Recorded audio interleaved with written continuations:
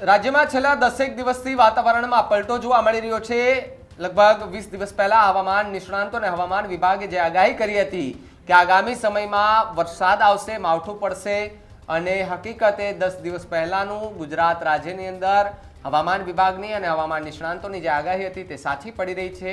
હવામાન વિભાગે તાપમાન અંગે વાત કરતા જણાવ્યું કે ગુજરાતમાં આગામી 7 દિવસ 3 થી 5 ડિગ્રી તાપમાનમાં વધારો નોંધાઈ શકે છે, પણ હજુ વરસાદ આવશે કે કેમ તેના વિશે વાત કરીએ। નમસ્કાર, આપ જોઈ રહ્યા છો ન્યૂઝ રૂમ અને આપની સાથે હું છું ભાવિક। પહેલા તો તમે અમારી ચેનલને સબસ્ક્રાઇબ ન કરી હોય તો અમારી ચેનલને સબસ્ક્રાઇબ કરો, બેલ આઇકનને દબાવો જેથી કરીને પડે પડના સચોટ સમાચાર તમને તમારા મોબાઈલ પર તરત જ મળી રહે।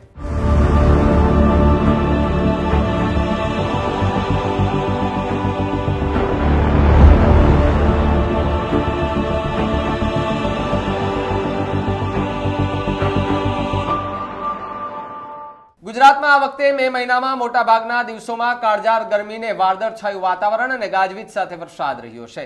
સૌરાષ્ટ્ર તરફથી એક સિસ્ટમ પસાર થતી હોવાથી ગુજરાતમાં 2 દિવસ ભારે પવન ગાજવીજ સાથે વરસાદ પડી શકે છે।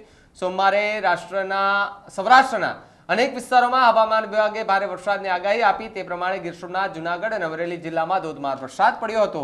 આ વરસાદને કારણે ખેડૂતોની હાલત કફોડી બની છે અને ખેતરોમાં પાણી ભરાયા છે। આવી પરિસ્થિતિમાં હવે આગામી દિવસોમાં ગુજરાતનું હવામાન કેવું રહેશે તે અંગેની આગાહીની વાત કરીએ તો સમગ્ર રાજ્યમાં 2 દિવસથી તાપમાનનો પારો સતત ઊંચે જઈ રહ્યો છે અને આજે રાજ્યના વિવિધ શહેરોમાં તાપમાન 37 ડિગ્રીની આસપાસ પહોંચી ગયો છે અને સાથે જ હવામાં ભેજનું પ્રમાણ પણ સામાન્યથી વધુ રહેતા લોકોએ બફારાનો સહન કરવો પડ્યો હતો। હવામાન વિભાગના જણાવ્યા અનુસાર હાલ ગુજરાતમાં દક્ષિણ પશ્ચિમથી પશ્ચિમની દિશામાં પવન ફૂંકાઈ રહ્યો છે। આગામી 2 દિવસ માટે આખા ગુજરાતમાં હળવાથી મધ્યમ વરસાદની આગાહી આપવામાં આવી છે। આ ઉપરાંતના જિલ્લાઓમાં વરસાદ કે મેઘગર્જનાની કોઈ ચેતવણી નથી આપવામાં આવી, પણ હવામાન વિભાગે જાહેર કરેલા મેપ પ્રમાણે મંગળવારે કે આજે કચ્છ, મોરબી, સુરેન્દ્રનગર, રાજકોટ, જામનગર, બોટાદ, દ્વારકા, પોરબંદર, જૂનાગઢ, ગીર સોમનાથ, અમરેલી, ભાવનગર, સાબરકાંઠા, અરવલ્લી, મહીસાગર, દાહોદ, પંચમહાલ, વડોદરા, છોટાઉદેપુર, ભરૂચ, નર્મદા, સુરત, તાપી, વલસાડ, નવસારી, ડાંગમાં છૂટાછવાયા સ્થળોથી હળવાથી મધ્યમ વરસાદ અને મેઘગર્જના સાથે હળવાથી મધ્યમ વરસાદની આગાહી કરી છે।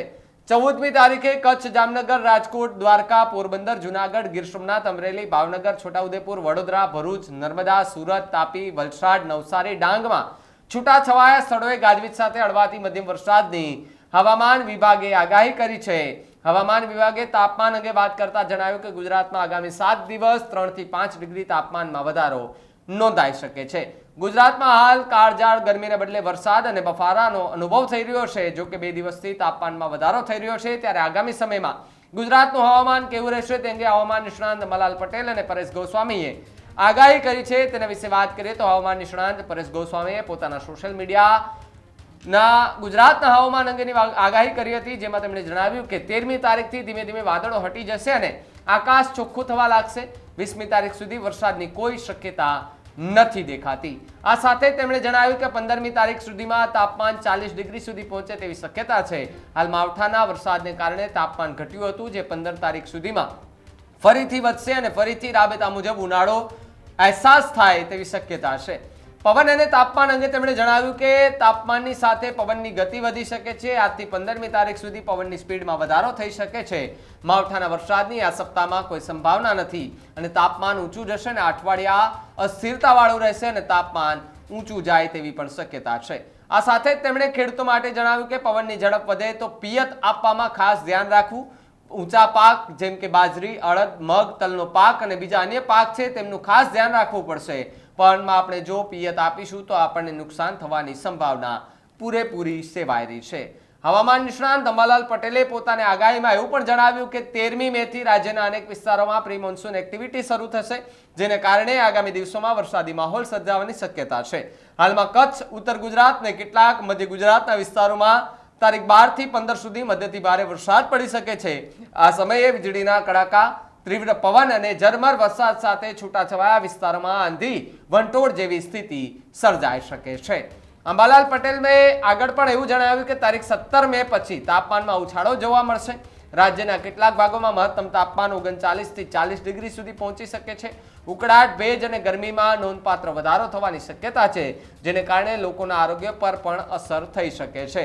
24 મે થી 4 જૂન વચ્ચે અરબ સાગરમાં દબાણ સર્જાઈ શકે છે। જો એ દબાણ ઊંડું બને તો એક ચક્રવાતી સ્વરૂપ ધારણ કરે તો તે ગુજરાતના તટીય વિસ્તારમાં વરસાદ લાવી શકે છે। આ સમયગાળામાં રોહિણી નક્ષત્ર ચાલુ છે અને જો આ નક્ષત્ર દરમિયાન વરસાદ થાય તો સામાન્ય રીતે તેને શુભ સંકેત માનવામાં આવે છે, જે પુનઃ એક સારું ચોમાસું આવતા હોવાના સંકેત આપે છે। આ આગાહીને લઈને પરેશ ગોસ્વામી હવામાન નિષ્ણાંત શું કહી રહ્યા છે એમને પણ સાંભળીએ। જોવા જઈએ તો શકાય જો કે તારીખ 19, 20 અને 22 મેના રોજ વરસાદ થાય તો આંધી સાથે જ થઈ શકે છે। આ સંજોગો પૃથ્વી પટ્ટીના દરિયાઈ તાપમાનમાં ફેરફારો અને ભેજના પ્રમાણના આધારે નિર્ભર રહે છે, જેના કારણે જે વરસાદ છે તે પૂરેપૂરી શક્યતા તે વર્તાઈ રહી છે। સાથે સાથે જે નક્ષત્રની વાત કરવામાં આવી છે એ નક્ષત્રમાં જો વરસાદ થાય તો એને શુભ વરસાદ માનવામાં આવે છે, એટલે કે આ વર્ષે સારો વરસાદ પડી શકે છે। પણ હવામાન વિભાગે એવી પણ જાહેરાત કરી છે કે આ વખતે ગુજરાતમાં 2 થી 3 દિવસ ચોમાસું વહેલું આવશે, કારણ કે દેશની અંદર જે ચોમાસાની વાત કરવામાં આવી છે કે આ મહિનો પૂરા થતાની સાથે જ ક્યાંક વરસાદનો અનુભવ થાય તેવી પૂરેપૂરી સંભાવનાઓ વર્તાઈ રહી છે। આખી આગાહીને લઈને તમે કેવી રીતે જુઓ છો અને ખાસ કરીને તમારા વિસ્તારમાં કેવું વાતાવરણ છે કમેન્ટ કરીને ખાસ જણાવજો। જોતા રહેજો ન્યૂઝ રૂમ। નમસ્કાર।